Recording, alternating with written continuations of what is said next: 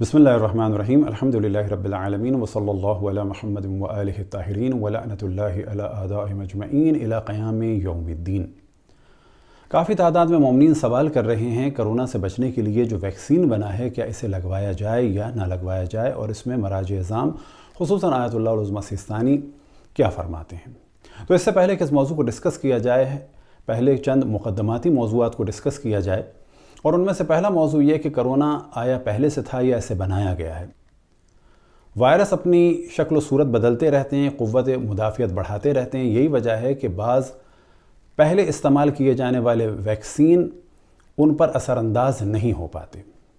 اب یہ کرونا کا وائرس، اس کی شکل و صورت بدلی ہے قدرتی اعتبار سے یا بدلی گئی ہے سیاسی اعتبار سے، اور بدلنے والے چائنا والے ہیں یا امریکہ والے ہیں یا کوئی اور ہے، ان موضوعات کو ہم ڈسکس نہیں کر رہے۔ بائیولوجیکل ویپن کا موضوع 1947 کے زمانے میں بھی تھا، اور اس سے پہلے بھی استعماری طاقتیں بائیولوجیکل ویپنز کو استعمال کر چکے ہیں، کبھی چیچک کے جراثیم کو، کبھی دیگر چیزوں کو۔ تو یہ ساری چیزیں پاسبل ہیں۔ اس وقت موضوع یہ ہے کہ اس ویکسین کو استعمال کیا جائے یا نہ کیا جائے، اور کس پر اعتماد کیا جائے۔ تو سب سے پہلے ہم توجہ دلائیں کہ مختلف ادیان کے ماننے والوں نے اس موضوع کو اس طرح سے لیا جیسے کہ یہ ان کے دین کے خلاف سازش ہے۔ یہ آپ کو تعجب ہوگا کہ یورپ امریکہ کے بھی بعض جیوز نے، بعض کرسچنز نے، اور عموماً عالم اسلام میں مسلمانوں نے اور دیگر ادیان کے ماننے والوں نے بھی اس طرح سے دیکھا اس موضوع کو کہ شاید یہ ان کی نماز جمعہ کے لیے ہے، یا یہودیوں کی سیٹرڈے کی عبادت کے لیے ہے، یا عیسائیوں کی اتوار کی عبادت کے لیے ہے، یا مثال کے طور پر دیگر ادیان کی عبادت کو ڈسٹرب کرنے کے لیے ہے۔ تو یہ ان کی بہت ہی تنگ نظری تھی، کیونکہ بڑے بڑے ادارے اور بڑے بڑے بینکوں کو اور حکومتوں کو اس سے نقصان ہوا ہے۔ اگر یہ اہتمام کیا بھی گیا ہے تو کم سے کم دینداروں کی عبادت کو ڈسٹرب کرنے کے لیے نہیں کیا گیا، پہلی بات۔ اب یہاں پہ کہا جاتا ہے کہ یہ ویکسین بنایا گیا ہے، اور پہلا مرحلہ تھا آبادی کم کرنے کا، دوسرا مرحلہ ہے ویکسین کے ذریعے سے ایک جینیٹیکل چینج لانے کا۔ تو ممکن ہے کہ ایسا ہوا ہو، لیکن دیکھنا یہ چاہیے علمی اعتبار سے کہ کتنے فیصد امکانات ہیں اس کے۔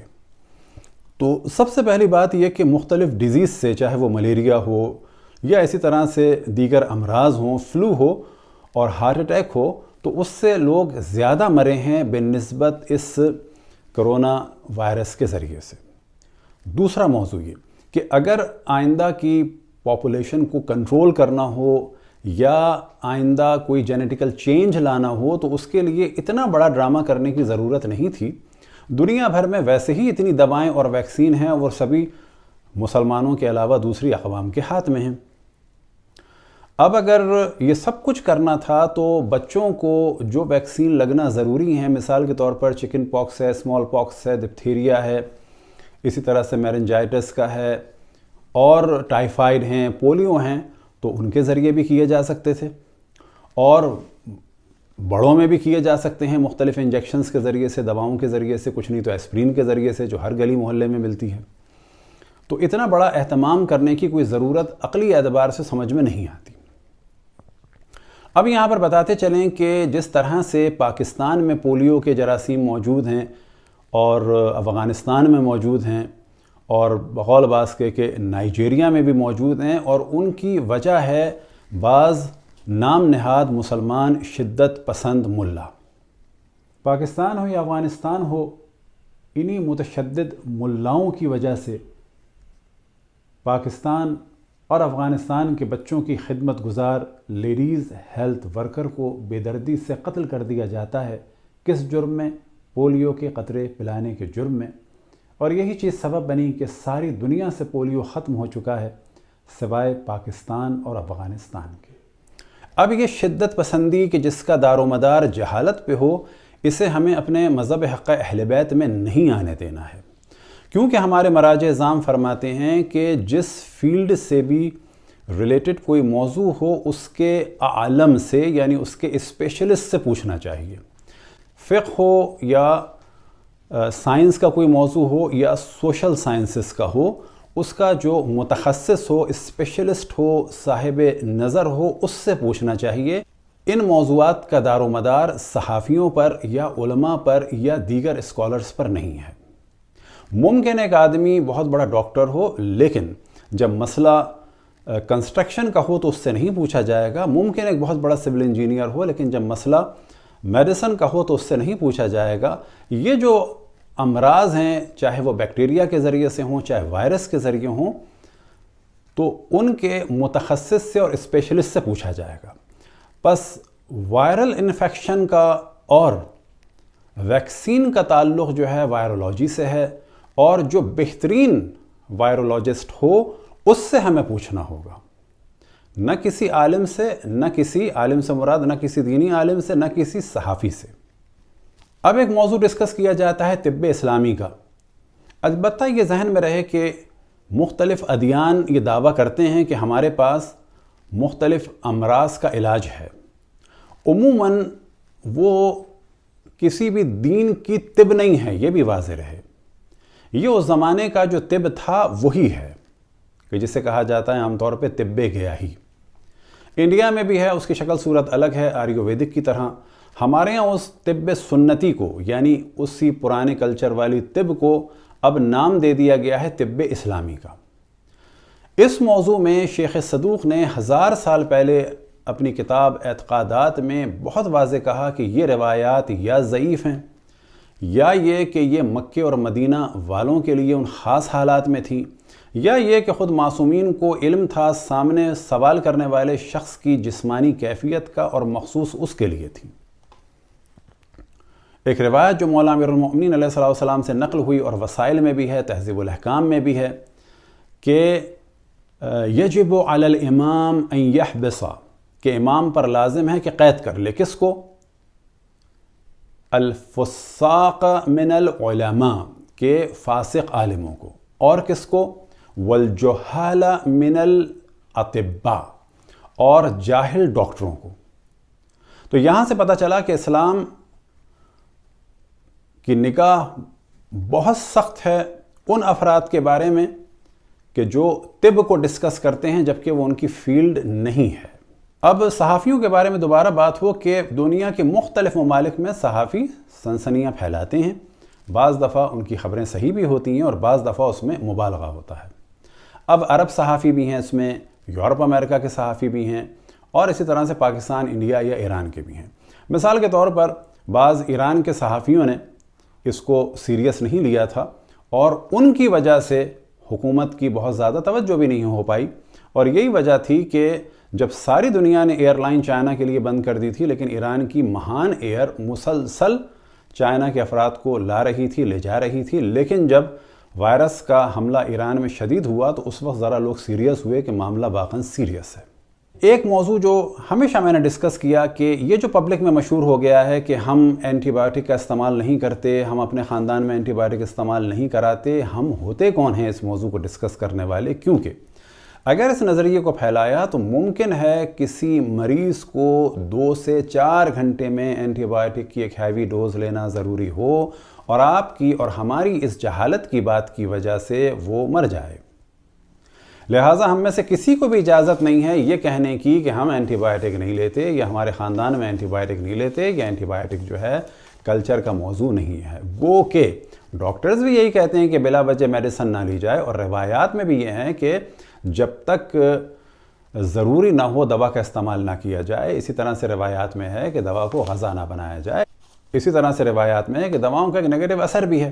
کون سی دوائیں؟ وہی دوائیں جو اس وقت ہوتی تھیں، مختلف قسم کی جڑی بوٹیوں کی، ان کے بھی اثرات ہیں، کیونکہ وہ غذا نہیں ہے۔ وہ کہ غذا کے بھی اثرات ہیں، اچھے بھی ہیں، اور اگر ان کو بے تکا استعمال کیا جائے تو برے بھی ہیں۔ اب یہاں پر سوالات ہوئے ہیں آیت اللہ العظمیٰ سیستانی سے۔ ان میں سے پہلا سوال یہ ہے کہ فائزر اور ایسٹرازینیکا اور مودرنا کی کرونا مخالف ویکسین تیار ہو چکی ہیں، اور بعض دیگر ممالک بھی عنقریب اپنی ویکسین بازار میں لانے والے ہیں، اور کچھ سائیڈ ایفیکٹ یعنی عوارض جانبی کے باوجود بعض ممالک کے طبی ماہرین نے ان ویکسین کو استعمال کرنے کی اجازت دی ہے۔ آپ کے کچھ مقلدین ویکسین کے تجرباتی مراحل میں ظاہر ہونے والے بعض ضمنی عوارض یعنی سائیڈ ایفیکٹ سے پریشان ہیں۔ اب یہ کیوں پریشان ہے؟ کیونکہ ان ویکسین کے عوارض اور نتائج پر تحقیقی کام دوسرے ویکسین کی نسبت تیزی سے انجام دیا گیا ہے۔ کیا مراد ہے؟ کیونکہ جب کسی وائرس کے لیے، بیکٹیریا کے لیے جب کچھ دوائیں بنتی ہیں تو ان پر ایک تحقیق کا کام ہوتا ہے، چوہوں پر ہوتا ہے، بندروں پہ ہوتا ہے اور مختلف جانوروں پہ ہوتا ہے۔ پھر اس کے بعد جب اچھے نتائج نکلتے ہیں تو پھر انسانوں پر کیا جاتا ہے، اور عموماً اس میں 8 سے 10 سال لگ جاتے ہیں۔ لیکن اس ویکسین کو کیونکہ جلدی بنایا گیا ہے تو اس کو زیادہ ٹیسٹ کرنے کا ٹائم نہیں ملا ہے، کیونکہ اگر اس کو زیادہ ٹائم دیا جاتا تو یہ بیماری اور زیادہ جان لیوا ثابت ہو جاتی۔ تو لہٰذا یہاں پر یہ شک ہے، کیونکہ ان ویکسین کے عوارض اور نتائج پر تحقیقی کام دوسرے ویکسین کی نسبت تیزی سے انجام دیا گیا ہے، لیکن اضطراری حالت کی وجہ سے بعض حکومتوں نے ان ویکسین کے استعمال کی منظوری دے دی ہے، جبکہ بعض اقوام کو ماضی میں مختلف ویکسین کے کچھ منفی تجربات ہوئے ہیں۔ اس ویکسین کے نہیں، بعض اقوام کو، یعنی بعض لوگوں کو جب ان پر ویکسین کے ٹیسٹ کیے گئے یا ٹیسٹ کے باوجود بھی انہوں نے نیا اس ویکسین کو استعمال کیا تو بعض جگہ ان کو محسوس ہوا کہ یہ ویکسین اس علاقے میں نقصان دہ ہوئی ہے یا ان افراد کے لیے نقصان دہ ہے، اور بعض دیگر جگہوں پر نقصان دہ نہیں ہے۔ ان کی کیا وجوہات ہیں؟ آب و ہوا بھی ہو سکتی ہے، جینیٹیکل فرق بھی ہو سکتا ہے، ساتھ میں کچھ کھانوں کا اثر بھی ہو سکتا ہے کہ ایک جگہ پر ایک خاص کھانا لوگ زیادہ مقدار میں کھاتے ہیں، دوسری جگہ پر ایک خاص کھانا کم مقدار میں کھاتے ہیں۔ جہاں پر زیادہ مقدار میں کھاتے ہیں تو وہاں پر اس کھانے کے اجزاء کی وجہ سے ممکن ہے کہ تھوڑے سے نیگیٹو اثرات رہے ہوں اس ویکسین کے۔ تو اب یہ شکوک و شبہات بھی ہیں کہ اس ویکسین کے کچھ غلط اثرات بھی ہو سکتے ہیں، جس طرح سے بعض پہلی ویکسین کے ہوئے ہیں۔ اب ان وجوہات کی بنا پر کیا ہے جس کی وجہ سے اس ویکسین کے بارے میں کچھ شکوک و شبہات ہیں، جبکہ اکثر موارد میں کوئی خاص منفی اثر ظاہر نہیں ہوا ہے۔ اب ان میں جو منفی اثر خبروں میں آیا ہے وہ کیا آیا ہے؟ مثال کے طور پر ایک ویکسین کے بارے میں ڈسکشن ہو رہا تھا کہ 18 ملین افراد کو دیے گئے، ان میں سے 3 کیسز آئے ہیں کہ بلڈ کلوٹنگ ہو گئی ہے، کوئی جان لیوا مسئلہ نہیں ہوا۔ اب یہاں پہ سوال ہے، آپ اس صورت میں کیا فرماتے ہیں؟ اب یہاں پر آغا سستانی کے جو عربی جملات ہیں انہیں بھی ہم کہیں کہیں بیان کریں گے، جس سے بہت واضح ہو جائے مسئلہ کہ وہ کیا فرما رہے ہیں۔ تو پہلے آپ کے سامنے اس کا اردو ترجمہ بیان کریں۔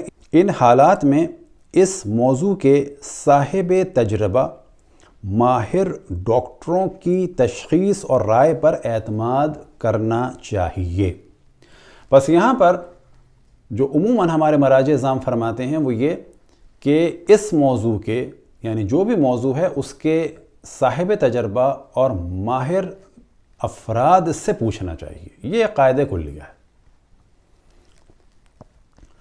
تو یہاں پر آپ نے عربی میں فرمایا ينبغي الاعتماد على ما يشخصه الاطباء المتخصصون من ذي التجربة في هذا المجال، یعنی لازم ہے کہ آپ لوگ پوچھیں کن سے؟ اس موضوع کے صاحب تجربہ اور ماہر افراد سے۔ کس موضوع کے؟ اس موضوع کے۔ بس اس موضوع میں آپ کسی عالم سے، یعنی ایک عالم دین سے، یا مثال کے طور پر کسی سوشل سائنس کے ڈاکٹریٹ کیے ہوئے فرد سے، یا حتیٰ میڈیسن میں بھی اگر کوئی ہو یا کوئی اور فیلڈ کا ڈاکٹر ہو، جیسے ہارٹ اسپیشلسٹ یا کینسر اسپیشلسٹ یا چائلڈ اسپیشلسٹ یا آئی اسپیشلسٹ یا برین یا ہارٹ اسپیشلسٹ، تو اس کی رائے نہیں چلے گی۔ آپ فرماتے ہیں اس موضوع میں۔ اب یہ موضوع کس کا ہے؟ یہ ویکسین کا ہے، وائرس کا ہے، لہٰذا وائرولوجی کے جو ماہر ہیں، اہم وائرولوجسٹ جو ہوں، ان سے پوچھنا پڑے گا۔ وہ بھی ابتدائی نہیں، متخصص ہوں، ماہر ہوں، ان کی رائے پہ عمل کرنا ہوگا۔ اس کے بعد فرماتے ہیں شرعی حکم یہ ہے کہ اگر کرونا وائرس کا شکار ہونے کی وجہ سے جان کو خطرہ ہو، بس اگر جان کو خطرہ ہے نمبر 1، یا شدید لا علاج ایسی بیماری جس کا تدارک ممکن نہ ہو، یا یہ کہ ایسی بیماری لگے گی کہ جس کا علاج ممکن نہیں ہوگا یا شدید مشکل ہوگا۔ اگر ایسا ہے تو کیا ہے؟ فرماتے ہیں تو ایسی صورت میں شرعی طور پر کسی منظور شدہ اور تائید شدہ ویکسین کا استعمال لازم ہے۔ اب یہ بات واضح رہے کہ نہ خود میں اور نہ اس فتوے میں کسی کمپنی کی بات نہیں ہو رہی ہے کہ کہا جائے کہ ہم کسی کمپنی کے ویکسین بیچنے کے لیے پروپیگنڈا کر رہے ہیں یا ایڈورٹائزمنٹ کر رہے ہیں، نہیں، بتائیں گے متخصص کہ اس کو استعمال کر لیا جائے۔ اب ظاہر ہے جو ایک عالمی بحث چلتی ہے کہ یورپ والا کیا جائے استعمال یا فائزر کا امریکہ میں کیا جائے تو کوئی چائنا کا کر لیا جائے، لیکن چائنا کا ہو یا امریکہ کا ہو یا برٹشر کا ہو، اس میں جو اہم موضوع ہے وہ یہ کہ ہمارے پاس ایسے افراد ہونے چاہیے کہ جو اس فیلڈ کے ماہر ہوں اور وہ اس ویکسین کو لانے کے بعد چیک کریں اور ان کی اتنی مہارت ہو، اور اگر مسلم دنیا میں ہمارے پاس نہیں ہے تو یہ خود ایک سوچنے کا مرحلہ ہے کہ کیوں نہیں ہے اور کیوں اب تک ہم نے اس پہ توجہ نہیں دی۔ تو یہاں پر انہوں نے واضح فرمایا تو ایسی صورت میں شرعی طور پر کسی منظور اور تائید شدہ ویکسین کا استعمال لازم ہے، بہتر نہیں ہے، لازم ہے۔ اس کے لیے آپ نے لفظ جملہ استعمال کیا ہے یجب الاستقدام اللقاح، کہ ویکسین کا استعمال واجب ہوگا ایسی کنڈیشن میں۔ اگرچہ، اب یہاں پر ایک بہت اہم ہے، اگرچہ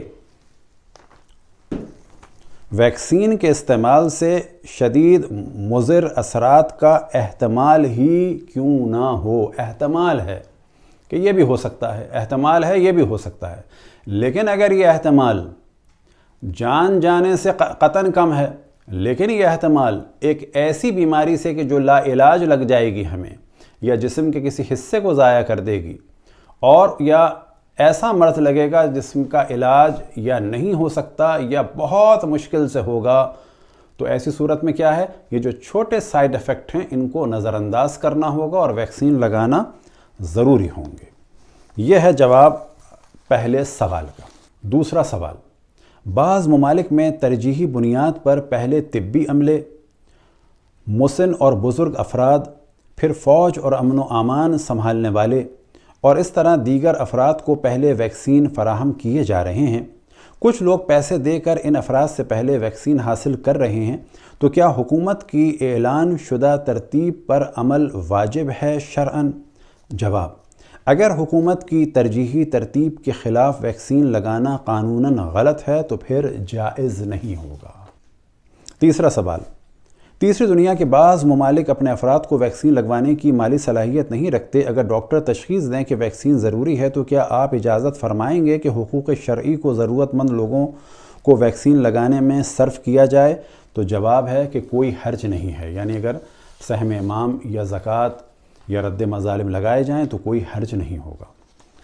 چوتھا سوال، ویکسین تیار کرنے والی کمپنیوں کو ویکسین کی تاثیر اور فائدہ مند ہونے کے بارے میں جاننے کے لیے والنٹیئر کی ضرورت ہوتی ہے۔ کیا مومنین ان تجربات میں شامل ہو سکتے ہیں جبکہ ان کمپنیوں کی جانب سے صحت کی حفاظت اور احتیاط کی یقین دہانی کرائی جاتی ہے، لیکن اس کے باوجود کبھی غیر متوقع ضرر اور خطرہ ہو سکتا ہے اور جان بھی جا سکتی ہے؟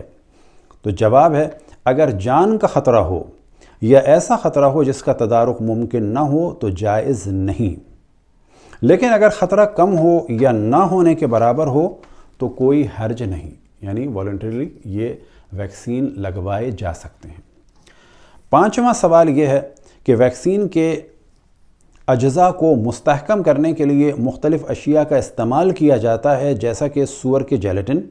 کیا متعلقہ حکام سور کے جیلیٹن کا ذکر نہ کریں یا یہ کہنا کہ اس میں جیلیٹن نہیں ہے تو کیا یہ کافی ہے؟ اس میں استحالے کا امکان بھی ہے؟ کیا تحقیق ضروری ہے؟ اگر یہ مستحلق ہو گئی ہو تو کیا ویکسین کا استعمال جان بچانے کے لیے جائز ہے؟